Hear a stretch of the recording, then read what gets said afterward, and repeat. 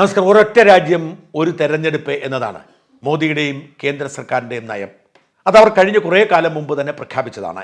മുൻ രാഷ്ട്രപതി കൂടിയായ രാംനാഥ് കോവിന്ദിൻ്റെ നേതൃത്വത്തിൽ ഒരു അന്വേഷണ കമ്മീഷനെ നിയോഗിച്ചു. ആ കമ്മീഷൻ റിപ്പോർട്ട് കൊടുത്തു. അത് നടപ്പിലാക്കാൻ സർക്കാർ തീരുമാനിച്ചു. കഴിഞ്ഞ ദിവസം മന്ത്രിസഭാ യോഗം ചേർന്ന് ഒരു രാജ്യം ഒറ്റ തെരഞ്ഞെടുപ്പ് എന്ന ആശയം അംഗീകരിച്ചു. നാളെ പാർലമെൻറ്റിൽ അത് അവതരിപ്പിക്കുകയാണ്. പാർലമെൻറ്റ് അത് പാസ്സാക്കിയാൽ രാജ്യസഭയിൽ പാസ്സാക്കി ഏറെ വൈകാതെ അത് നിയമമാകും. എന്നാൽ പാസ്സാകുമോ എന്ന കാര്യത്തിലൊക്കെ ഉള്ള തർക്കങ്ങൾ ബാക്കിയാണ്. കാരണം ഭരണഘടന പരിഷ്കാരം ആവശ്യമാണ്. ഭരണഘടനയിൽ 82A എന്ന പേരിൽ ഒരു ആർട്ടിക്കിൾ കൂടി കൂട്ടിച്ചേർക്കുകയാണ്. ഇതനുസരിച്ച് ലോക്സഭയിലും നിയമസഭയിലും ഒരുമിച്ച് തെരഞ്ഞെടുപ്പ് നടക്കും.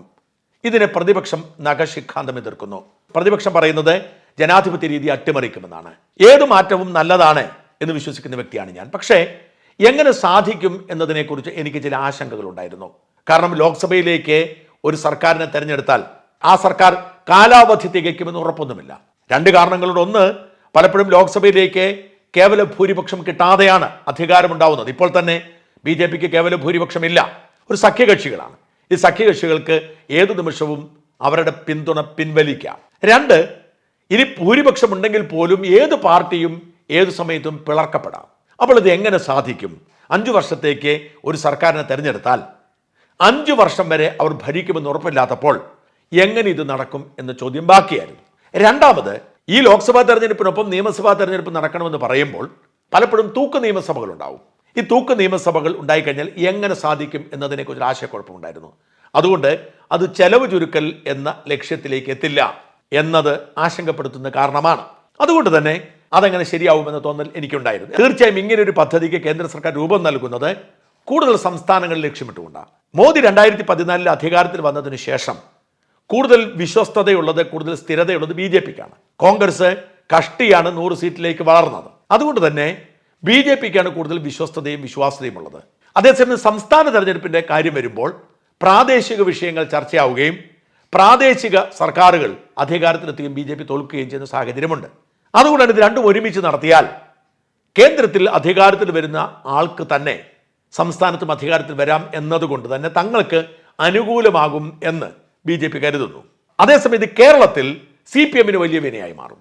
കാരണം ഒരേ സമയം ലോക്സഭാ തെരഞ്ഞെടുപ്പ് നിയമസഭാ തെരഞ്ഞെടുപ്പ് നടന്നാൽ അത് കോൺഗ്രസിനെ ഗുണം ചെയ്യൂ. കാരണം CPMന് കേന്ദ്രത്തിൽ സർക്കാർ ഉണ്ടാക്കാൻ കഴിയാത്തത് കൊണ്ട് ഇവിടുത്തെ മുസ്ലിം ന്യൂനപക്ഷങ്ങളുടെ പൂർണ്ണമായും വോട്ട് ലോക്സഭയിൽ നടക്കുന്നത് കോൺഗ്രസിന് അനുകൂലമായ ആ ഒരു വൈബ് അല്ലെങ്കിൽ ആ ഒരു അന്തരീക്ഷം അത് നിയമസഭയിലും കോൺഗ്രസിനെ സഹായിക്കും, UDFനെ സഹായിക്കും.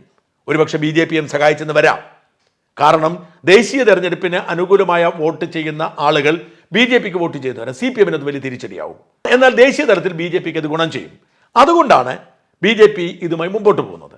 എന്നാൽ ഞാൻ ആശങ്കപ്പെട്ടിരുന്നത് എങ്ങനെ ഇത് സാധ്യമാകും, തൂക്ക് നിയമസഭകൾ വരുമ്പോൾ, തൂക്ക് പാർലമെന്റ് വരുമ്പോൾ എന്ത് സംഭവിക്കും എന്നതാണ്. എന്ന് മാത്രമല്ല, എനിക്ക് മറ്റൊരു ആശങ്ക കൂടി ഉണ്ടായിരുന്നു. 2026 ഇവിടുത്തെ നിയമസഭാ തെരഞ്ഞെടുപ്പ് നടക്കുന്നത്.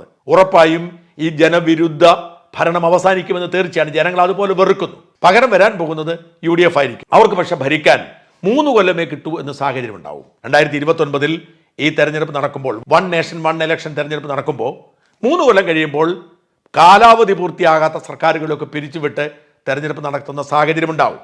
ആദ്യം മാത്രം അത്തരം ഒരു പ്രതിസന്ധിയുള്ളൂ. എന്നാൽ ഇപ്പോൾ വ്യക്തമാവുന്നത് 2034 ഇത് നടപ്പിലാക്കുമെന്നാണ്. 2029 ഇത് നടപ്പിലാക്കുക പ്രയാസമുള്ള കാര്യമാണ്. കാരണം പാർലമെന്റിൽ പാസ്സാക്കണം, സംസ്ഥാന നിയമസഭകളിൽ പകുതിയോളം ഇത് പാസ്സാക്കണം, നൂലാമാലകൾ ഏറെയുണ്ട്. അതുകൊണ്ട് തന്നെ 2029 ഇത് നടപ്പിലാക്കിയേക്കില്ല. 2034 മാത്രമായിരിക്കും നടപ്പിലാക്കുന്നത് എന്നാണ് ഇപ്പോൾ വരുന്ന റിപ്പോർട്ടുകൾ. അതുകൊണ്ട് തന്നെ അതിനെക്കുറിച്ചുള്ള ഒരു ആശങ്ക മാറി. 2034 നടപ്പിലാക്കിയാൽ ആവശ്യത്തിന് സമയമുണ്ട്, 10 വർഷമുണ്ട്, ആവശ്യത്തിന് സമയമുണ്ട്. വളരെ ഉചിതമായ കാര്യമാണ്. ഇനിയുള്ള യഥാർത്ഥ പ്രശ്നം തൂക്ക് സഭയുണ്ടായാൽ എന്ത് സംഭവിക്കും? ഇതിന് വളരെ കൃത്യമായ പരിഹാരം നിർദ്ദേശിച്ചിട്ടുണ്ട് എന്നാണ് ഇപ്പോൾ വ്യക്തമാവുന്നത്. ലോക്സഭയിലേക്ക് തെരഞ്ഞെടുപ്പ് നടക്കുന്നു. കേവല ഭൂരിപക്ഷം ഇല്ലാതെ തട്ടിക്കൂട്ടി ഒരു സർക്കാർ ഉണ്ടാക്കുന്നു. ഈ സർക്കാർ വീഴുന്നു. ഈ സർക്കാർ വീണാൽ പിന്നെ നടക്കുന്നത് ഇടക്കാല തെരഞ്ഞെടുപ്പാണ്. നടക്കും, തെരഞ്ഞെടുപ്പ് മാറ്റിവെക്കില്ല. പലരും പറഞ്ഞിരുന്നത് തെരഞ്ഞെടുപ്പേ ഉണ്ടാവില്ല, സർക്കാരിന് ഭൂരിപക്ഷം ഇല്ലെങ്കിൽ 5 വർഷം തികയ്ക്കുമെന്ന്. അങ്ങനെയല്ല. സർക്കാരിന് ഭൂരിപക്ഷം ഇല്ലെങ്കിൽ സർക്കാർ വീഴും, ഇടക്കാല തെരഞ്ഞെടുപ്പ് നടക്കും. എന്നാൽ അങ്ങനെ ഇടക്കാല തെരഞ്ഞെടുപ്പിലൂടെ വരുന്ന സർക്കാരിന് ഭൂരിപക്ഷം ഉണ്ടെങ്കിലും ഇതിന് കാലാവധി നിശ്ചയിക്കുന്നത് ആദ്യ തെരഞ്ഞെടുപ്പ് നടന്ന അന്ന് മുതലാണ്. അതായത് ഒരു സർക്കാർ അധികാരത്തിലെത്തുന്നു, അവർ 2 കൊല്ലം ഭരിക്കുന്നു, സർക്കാർ വീഴുന്നു, തെരഞ്ഞെടുപ്പ് നടക്കുന്നു. പുതിയ സർക്കാരിന് 3 കൊല്ലം മാത്രമേ കാലാവധി ഉണ്ടാകൂ, അവർക്ക് ഭൂരിപക്ഷം ഉണ്ടെങ്കിലും. ആ സർക്കാരും 2 കൊല്ലം കഴിഞ്ഞ് വീണെന്ന് കരുതുക, അപ്പോൾ ഒരു തെരഞ്ഞെടുപ്പ് കൂടി നടക്കും. ആ സർക്കാരിന് ഭൂരിപക്ഷം ഉണ്ടെന്ന് കരുതുക, എങ്കിലും 1 വർഷമേ കാലാവധി ഉണ്ടാകൂ. ഇതാണ് ആ പ്രശ്നത്തിനുള്ള പരിഹാരമായി നിർദ്ദേശിച്ചിരിക്കുന്നത്. അതിന് നമുക്ക് എതിർക്കേണ്ട കാര്യമില്ല. അപ്പോൾ തെരഞ്ഞെടുപ്പ് അനാവശ്യമായി ഒന്നുകൂടി നടക്കുമെന്ന് വരും. പക്ഷേ ഭൂരിപക്ഷം ഇല്ലാതെ പോകുന്നത് വളരെ അപൂർവം സാഹചര്യങ്ങളായതുകൊണ്ട് തന്നെ അതൊരു വിഷയമായി മാറി. അതിനേക്കാൾ പ്രധാനപ്പെട്ടത് സംസ്ഥാന തെരഞ്ഞെടുപ്പുകൾ. ഇപ്പം എന്നും തെരഞ്ഞെടുപ്പാണ്. ഓരോ 3 മാസം കൂടുമ്പോഴും സംസ്ഥാന തെരഞ്ഞെടുപ്പുകളാണ്, അല്ലെങ്കിൽ ഉപതെരഞ്ഞെടുപ്പുകളാണ്. അതുകൊണ്ട് തന്നെ കോടിക്കണക്കിന് രൂപയാണ് ഇതിനു വേണ്ടി മുടക്കേണ്ടി വരുന്നത്. ഇതെല്ലാം ഒരുമിച്ച് നടത്തുക എന്ന ലക്ഷ്യമാണ് ഇതിന് പിന്നിലുള്ളത്. ഇനി നിയമസഭയിൽ സംഭവിക്കുന്നത് എന്താണെന്ന് കരുതുക. 2034 നടപ്പിലാക്കിയാണെങ്കിൽ ലോക്സഭാ തെരഞ്ഞെടുപ്പിനൊപ്പം നിയമസഭാ തെരഞ്ഞെടുപ്പ് നടക്കും. എല്ലാ നിയമസഭകളും തെരഞ്ഞെടുപ്പ് നടക്കും.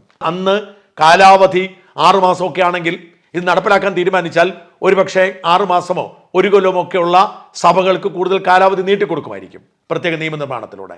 അതിന് ക്ലാരിറ്റി ഉണ്ടായിട്ടില്ല. ഇപ്പോൾ ലോക്സഭാ തെരഞ്ഞെടുപ്പ് 2034 മെയ് മാസം നടക്കുന്നു. 33 ഡിസംബറിൽ ഒരു സർക്കാരിന്റെ കാലാവധി കഴിഞ്ഞാൽ എന്ത് സംഭവിക്കും? 6 മാസം ചോദ്യമൊക്കെ ഉണ്ട് ബാക്കി. ഒരുപക്ഷെ 6 മാസം നീട്ടിക്കൊടുക്കുമായിരിക്കും, അല്ലെങ്കിൽ രാഷ്ട്രപതി ഭരണം ഏർപ്പെടുത്തുമായിരിക്കും. അതിന്റെ ക്ലാരിറ്റി പിന്നെ വരത്തുള്ളൂ. പക്ഷേ 2034 മെയ് മാസം തെരഞ്ഞെടുപ്പ് നടക്കുമ്പോൾ എല്ലാ സംസ്ഥാനങ്ങളിലും തെരഞ്ഞെടുപ്പ് നടക്കും, ലോക്സഭയിലും തെരഞ്ഞെടുപ്പ് നടക്കും. അപ്പോൾ ഏകദേശം എല്ലാവരും ഒരുമിച്ച് ലോക്സഭാ നിയമസഭാ തെരഞ്ഞെടുപ്പ് നടക്കുന്ന സാഹചര്യം ഉണ്ടാവും. എന്നാൽ ഇതിൽ ചില സർക്കാരുകൾ വീഴും. ഇതിനിടയിൽ എല്ലാമൊന്നും വീഴില്ല, വളരെ കുറച്ച് വീഴും. ഈ വീഴുന്നിടത്ത് ഉപതെരഞ്ഞെടുപ്പ് നടക്കാം. ഈ ഉപതെരഞ്ഞെടുപ്പിൽ മറ്റൊരു സർക്കാർ ഉണ്ടായാൽ അവർക്ക് 5 വർഷം ഉണ്ടാവില്ല, അടുത്ത ലോക്സഭാ തെരഞ്ഞെടുപ്പ് വരെ. അതായത് കഴിഞ്ഞ നിയമസഭാ തെരഞ്ഞെടുപ്പിന്റെ 5 വർഷം പൂർത്തിയാകുന്നത് വരെ അവർക്ക് കാലാവധി ഉണ്ടാവും. ലോക്സഭയിൽ ഇതുപോലെ തന്നെ. ഇവിടെ ശ്രദ്ധിക്കേണ്ടത്, ഇത്രയധികം സംസ്ഥാനങ്ങളുള്ള ഈ രാജ്യത്ത് 2-3 ഇടത്ത് മാത്രമേ ഉപതെരഞ്ഞെടുപ്പ് നടക്കേണ്ടി വരൂ. അത് ചെലവ് കുറവായിരിക്കും. ഇവർ ഉദ്ദേശിക്കുന്നത് ഒരു തെരഞ്ഞെടുപ്പ്, ഒരു പ്രചരണം. സ്വാഭാവികമായും തെരഞ്ഞെടുപ്പ് കമ്മീഷന്റെ ഉദ്യോഗസ്ഥരുടെ ജോലി എളുപ്പമാകും, തെരഞ്ഞെടുപ്പ് പ്രചരണം നടത്തുന്നവരുടെ കാര്യം എളുപ്പമാകും. മാത്രമല്ല, പഞ്ചായത്ത് തെരഞ്ഞെടുപ്പ് തൽക്കാലം ഇതിനോടനുബന്ധിച്ച് നടത്താൻ തീരുമാനിക്കുന്നത് ഇപ്പോഴല്ല, 100 ദിവസത്തിനകം നടത്തണമെന്നാണ്. ഈ ലോക്സഭാ നിയമസഭാ തെരഞ്ഞെടുപ്പ് കഴിഞ്ഞ് 100 ദിവസത്തിനകം തദ്ദേശ സ്വയംഭരണ സ്ഥാപനങ്ങളെ തെരഞ്ഞെടുപ്പ് നടക്കും. അത് പതിയെ ഒരുമിച്ചാക്കാനുള്ള പദ്ധതിയാണ്. അങ്ങനെയാവുമ്പോൾ കൂടുതൽ ആളുകൾക്ക് വോട്ട് ചെയ്യാൻ തോന്നും. കാരണം ഇതെന്നും വോട്ടാണ്. ലോക്സഭയിൽ ഒരു ദിവസം, നിയമസഭയിൽ ഒരു ദിവസം, പഞ്ചായത്തിൽ ഒരു ദിവസം, പിന്നെ അതിൻ്റെ ഇടയ്ക്ക് സർക്കാർ വീഴുമ്പോൾ ഒരു വശം, മരിച്ചു പോകുമ്പോൾ ഒരു ദിവസം. ആളുകൾ വോട്ട് ചെയ്യാൻ പോവില്ല.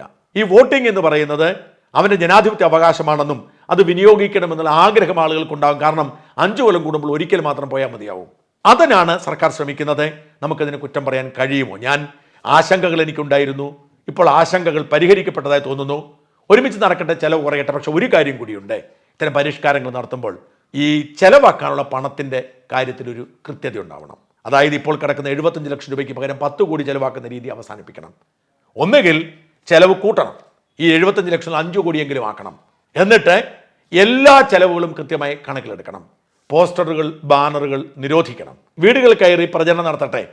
ഈ പൊതുനിരത്തുകൾ മോശമാക്കുന്ന പോസ്റ്ററുകളും ബാനറുകളും വയ്ക്കുന്ന ഈ പരിപാടി അവസാനിപ്പിക്കണം. അങ്ങനെയെങ്കിൽ തന്നെ ചെലവ് കുറയും, ജനങ്ങൾ സ്വസ്ഥത കിട്ടും, മൈക്ക് കെട്ടിയുള്ള പ്രചരണവും കുറയ്ക്കണം. പൊതുയോഗങ്ങൾ നിയന്ത്രണം ഏർപ്പെടുത്തണം. പൊതുയോഗങ്ങളാവാം, പക്ഷെ നിയന്ത്രണം ഏർപ്പെടുത്തണം. അങ്ങനെ ചെലവ് കുറയ്ക്കാനുള്ള നടപടിക്രമം കൂടി ചെയ്താൽ മാത്രമേ തെരഞ്ഞെടുപ്പ് പ്രക്രിയ ഗുണകരമാകും. മാത്രമല്ല, വോട്ട് ചെയ്യാനുള്ള അവകാശം ഓൺലൈൻ വഴിയും പോസ്റ്റൽ വഴിയും ഒക്കെ ആളുകൾക്ക് വോട്ട് ചെയ്യാനുള്ള അവകാശവും കൊടുക്കണം. പക്ഷേ അട്ടിമറിക്കപ്പെടില്ല എന്ന് ഉറപ്പാക്കണം. എന്തായാലും പുതിയ പരിഷ്കാരങ്ങൾ സംഭവിക്കട്ടെ, അത് രാജ്യത്തിന് ഗുണകരമായി മാറട്ടെ എന്ന് ആശംസിക്കുന്നു.